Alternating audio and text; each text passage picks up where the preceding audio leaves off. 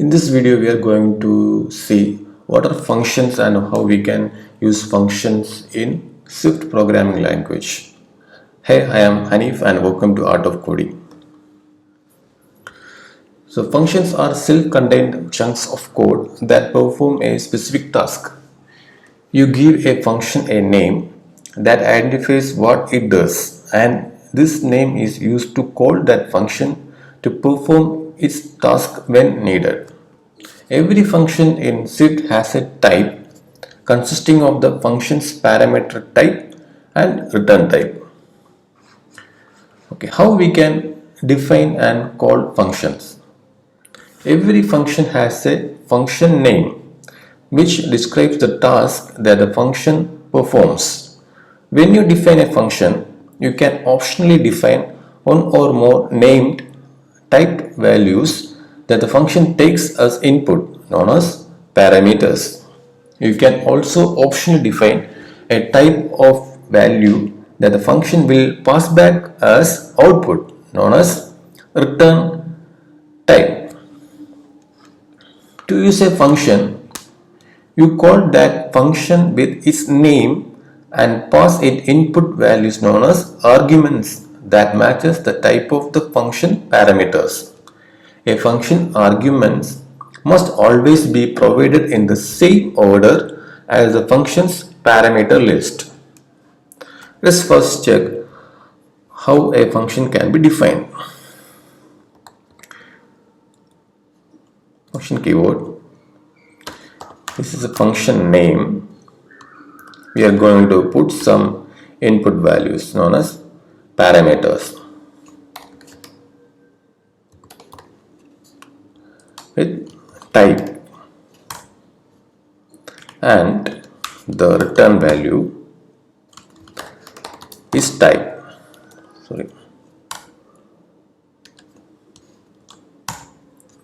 Okay, this is how a function is defined. So in this function, the parameters are person and it is going to return a string value. So we need to return a value like is equal to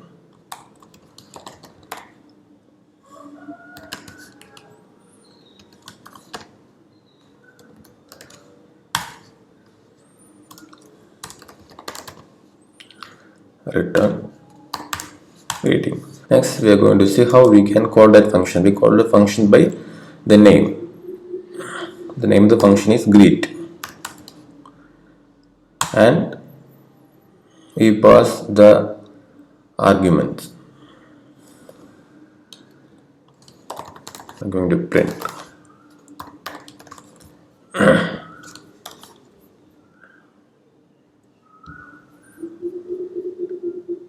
Okay. So next we are going to check what are the function parameters and return values briefly. We can have functions without any parameters. Function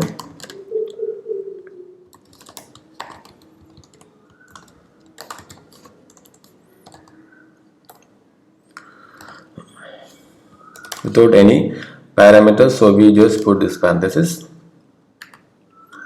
and we are going to return some string. So we return some string literal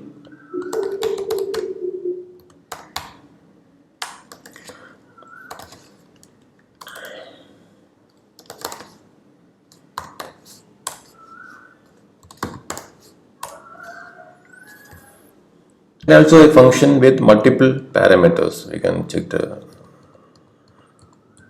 this function we have only one parameter. We can also possible multiple parameters for this common.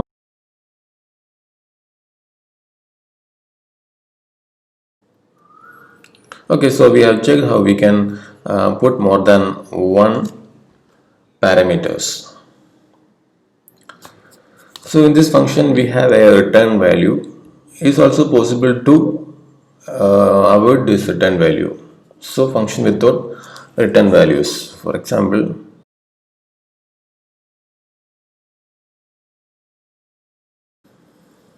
Okay, this is example of function without any return values. So also possible to return more than one values. For that we can use tuples. So tuple type as return type.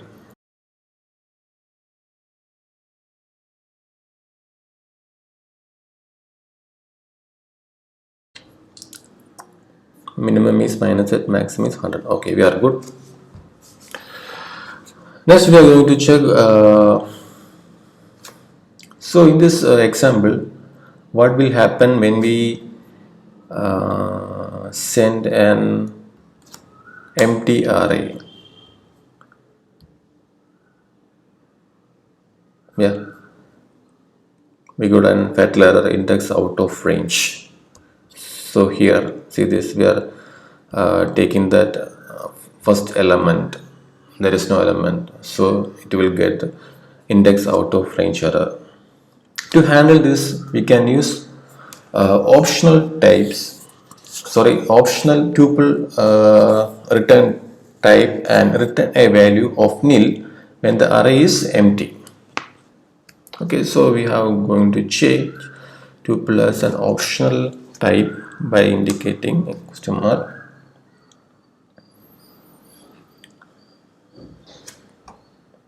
Okay,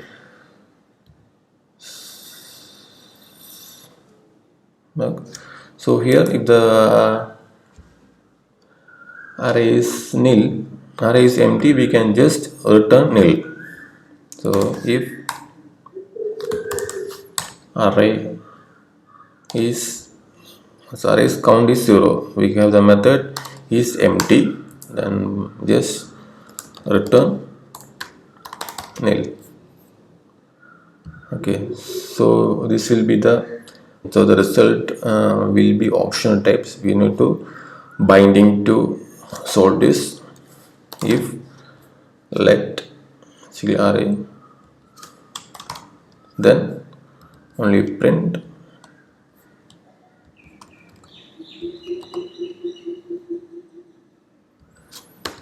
else print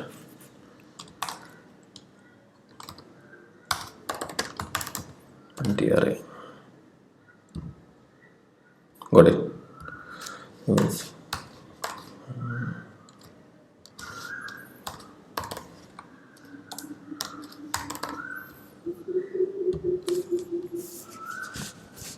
Okay, so all good.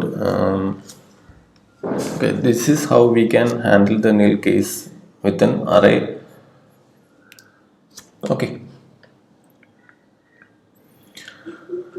So next we are going to check functions with an implicit return. That means if the entire body of the function is a single expression, the functions implicitly return that expression. Okay, let us check function greeting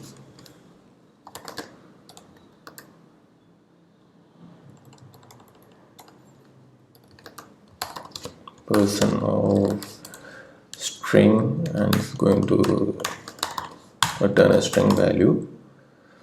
So normally we put return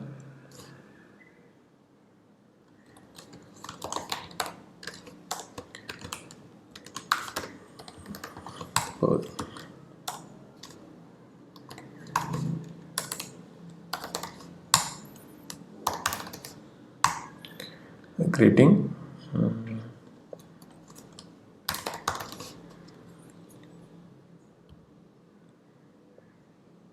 this is normal case. If there is one line within the function, we can simply remove this. So it's implicitly return that value.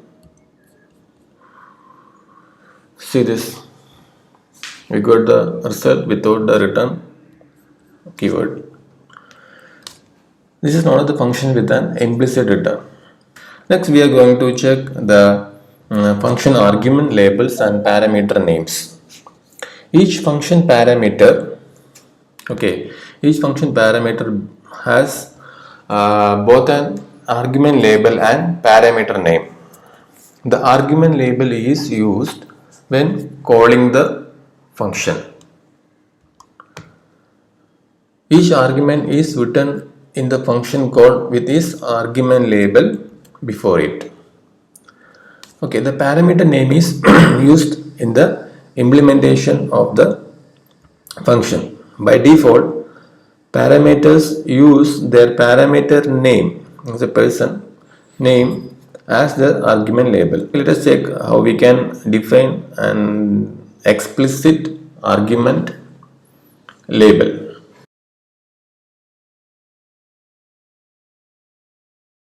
Okay, in this function we have an argument label and parameter name. So when we call the function, some function, see this, the argument label should be used here. Got it? So if we don't use this argument label,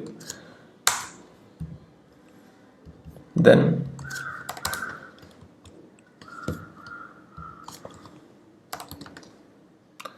the parameter name will be the default argument label.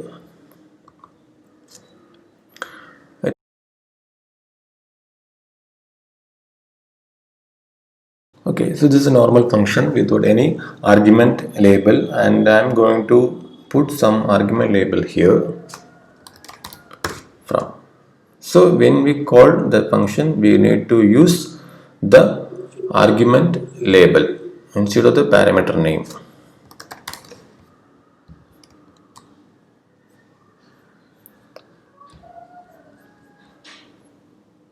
Got it? So the use of the argument label allows a function to be called in an expressive, is a sentence-like manner while still providing a function body that is reachable and clear in intent.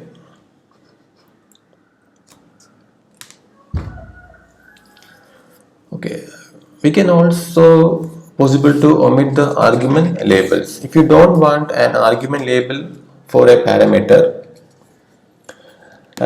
just write an underscore instead of an explicit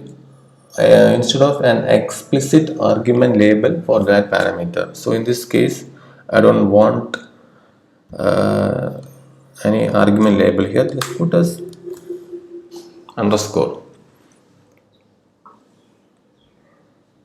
Sorry, here.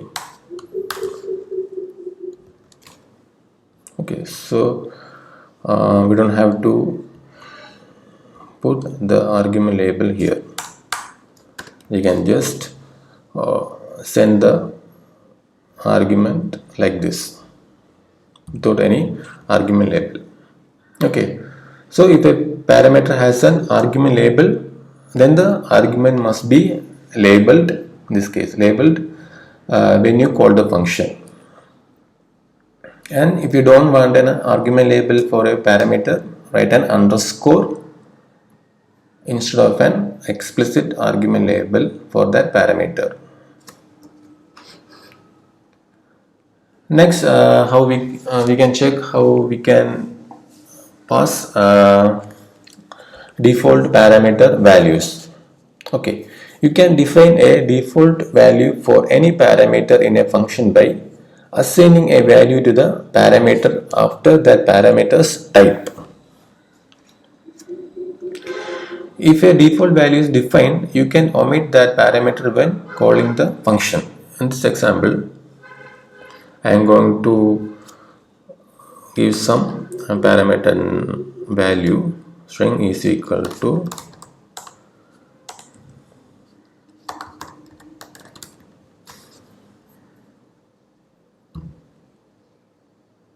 okay, so we can safely remove here.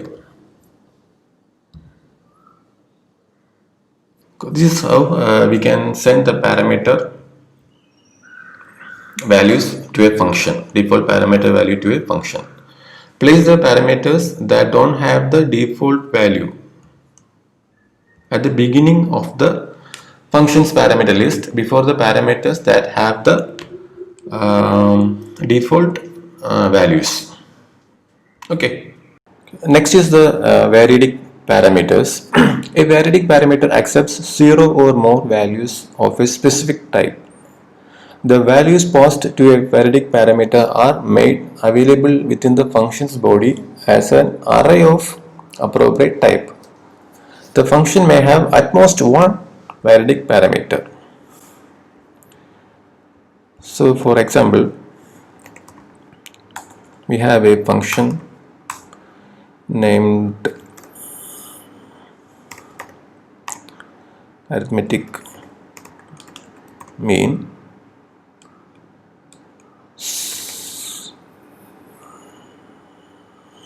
So we have a number of parameters. So I have used numbers. Okay, we have more than one number, and for the type double, and put 3 dots to indicate it is an variadic parameter.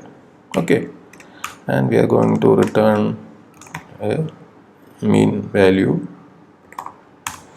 also going to be double, so we can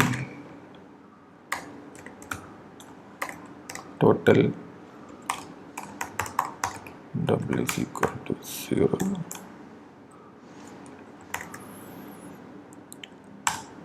For number in numbers, total is equal to number. So to get at the mean value, we need to divide the total with numbers count. Numbers dot count.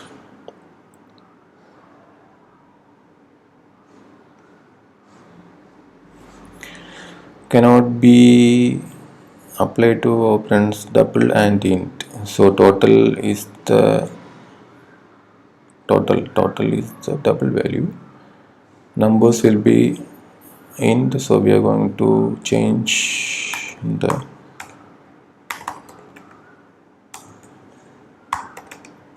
integer value to double. Yeah, it's open. We can call that arithmetic mean. So number of arguments, you can put 1, 2, 3, 4, 5 instead of an array. Okay. The next is the in-out parameters. Normally the function parameters are constant by default. If you want a function to modify a parameter's value and you want that change to persist after the function call has ended, define that parameter as an in-out parameter. You write an in-out parameter by placing the in-out keyword right before a parameter's type. An in-out parameter has a value that is passed into the function, is modified by the function, and is passed back out of the function to replace the original value. Take the function swap two ints. We have two parameters, a int and b type int.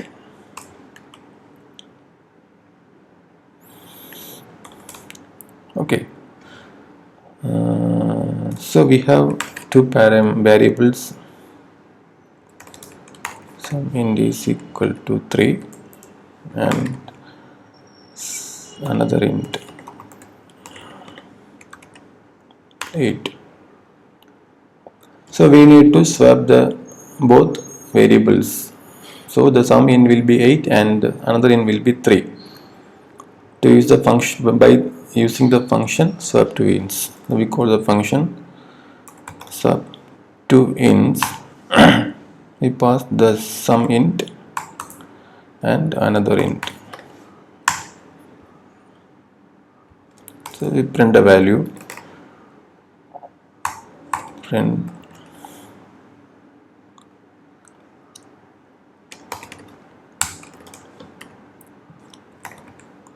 sum int.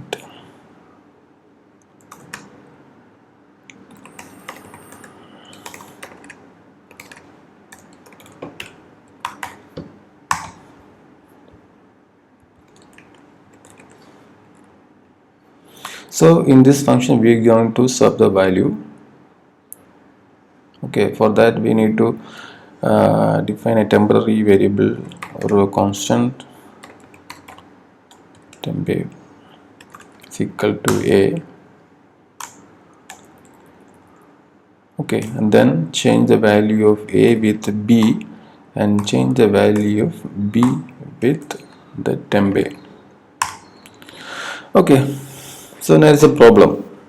You cannot assign a value a to a let constant. So this is a constant. So this is the normal behavior. In order to change that, we need to use the in-out parameters. We can put the in-out keyword before the type. We put in-out A and in-out B. So we can modify the parameters. Passing value of the type into an in-out parameter requires explicit ampersand. So you place an ampersand directly before a variable's name when you pass it as an argument to an in-out parameter to indicate that it can be modified by the function. Ampersand.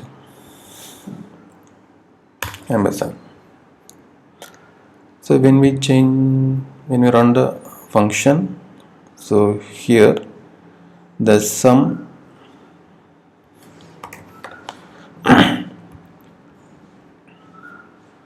now the sum int is 8 and the another int is 3 swapped. You can only pass a variable. See this, we only pass variable as the argument for an in-out parameter. You cannot pass a constant or a literal value as the argument because the constant and literal cannot be modified. So you cannot pass immutable value as in-out arguments. So we should use a variable for an in-out argument.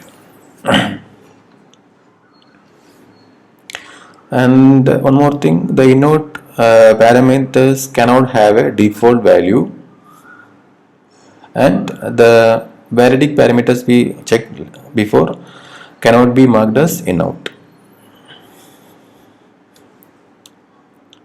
Function types. Every function has a specific function type made up of the parameter types and return type of the function.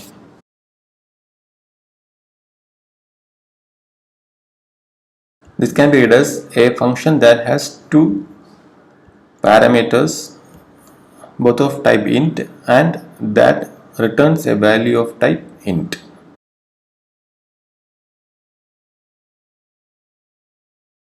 So a function that has no parameters and a return type as void. We can see how we can use the function types. Use function types just like any other types in Swift. You can define a constant or variable to be a function type and assign an appropriate function to that variable.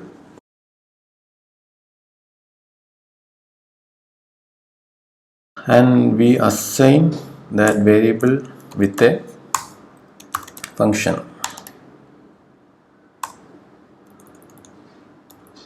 A different function with the same matching type can be assigned to the same variable. Okay.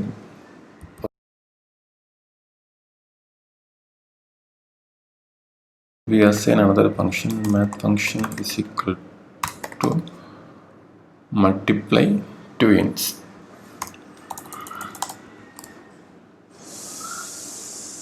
Okay, so a different function with the same matching type, right? This matching type can be assigned to the same variable in the same way as a non-function type.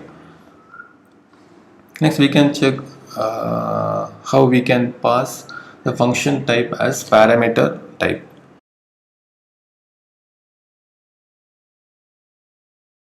So we have a math function and two variables, sorry, two parameters a and b. We are going to apply the math function to the two values a and b. So print result is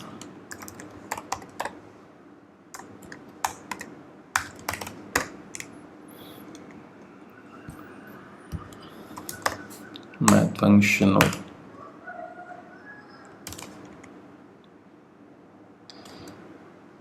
two numbers a b. Print what this equal to the print math result. We need to pass a function of type int and two values. So first I'm going to pass add two ints,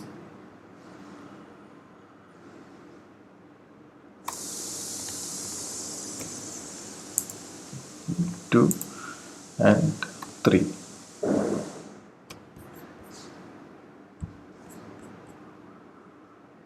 See, and another function print math result. I'm going to send multiply two ints, two values, 2 and 3. See, this how we can use the single function that will accept another function or function type that will do a operation on the two numbers. The operation might be any function. In this example, we are used addition and multiplication. You can also use a function type as a return type of another function.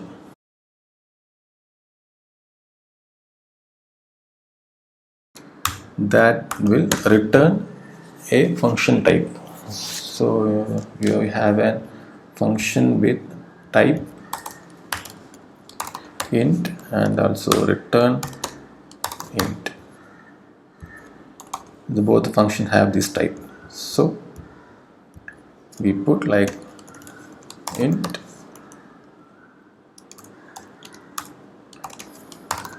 int. Okay, so based on this boolean value, we are going to select the step forward or step backward. So return, and if it is backward, then we return the backward function, step backward or step forward.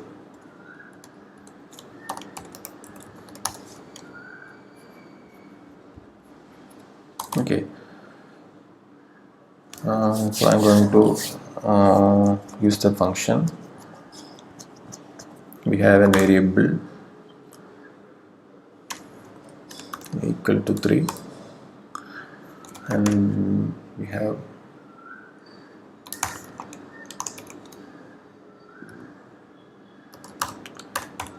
to 0. So we are going to use the step backward function. Choose step function backward if values greater than until 0.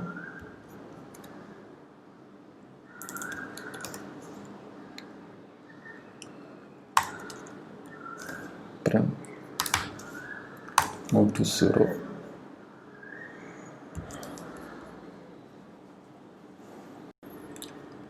Okay, so I'm going to change the variable name to current value is greater than 0, and they're going to use function while current value is not equal to 0, print current value, and I'm changing the current value, move nearer to 0 of current value. Okay, so I'm counting from 3 to 0, print start, print 0.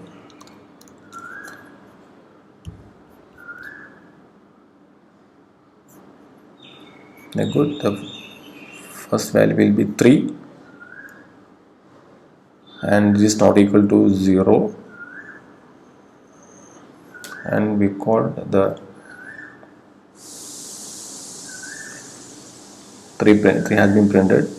The next current value will be decrease the value by 1, so we called function move nearer to 0 current value. So is gone here, and it have taken the backward function. The value is changed to 2 and it is continuous until 0. Okay, next the nested functions. Okay. These functions we have given are all of global functions. So we have global functions that are defined at a global scope, and you can also define functions inside the bodies of another functions known as a nested functions. The nested functions are hidden from the outside world by default, but can still be called and used by their enclosing function. An enclosing function can also return one of these nested functions to allow the nested functions to be used in another scope.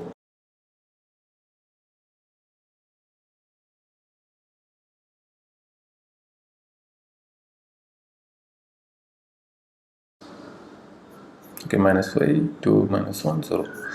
So this is how we can use the nested functions. Okay, these are all about the functions. Thank you so much for being here, and we will see in our next video.